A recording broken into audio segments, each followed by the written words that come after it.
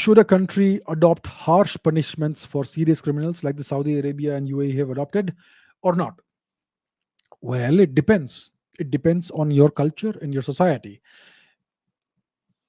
I'm not justifying harsh punishments, and I'm not passing any kind of judgment on so and so culture, on X culture or Y culture or Z culture. Some cultures are inherently peaceful. India's indigenous culture and civilization is inherently peaceful. People don't have criminal tendencies. On average, you have far fewer criminals in India than compared to certain other cultures.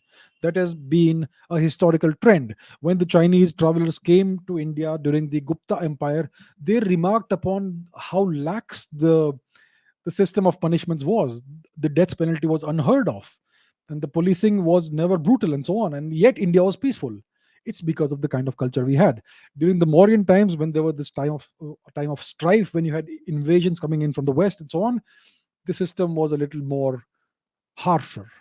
During the Gupta period, we had much more stability and peace, so the system was much more gentle. In Saudi Arabia, there is a certain kind of culture, and for that, they need to impose harsh punishments. A similar thing was seen in Iraq during the time of Saddam Hussein. The country remained very peaceful, very stable, but you had a harsh regime that was implemented to enforce that. Look at the West. Look at the US. Look at their criminal justice system. It is brutal. It is brutal. The American criminal justice system is among the harshest in the world. They give children life sentences to spend the whole of their life, the entirety of the rest of their life, inside a box, inside a concrete box.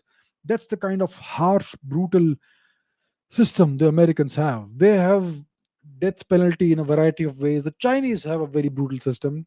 So it depends on the character of your country, the kind of cultural and civilizational ethos you have.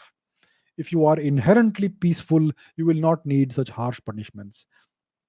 India historically has culturally and traditionally and civilizationally been a very civilized, peaceful, orderly country.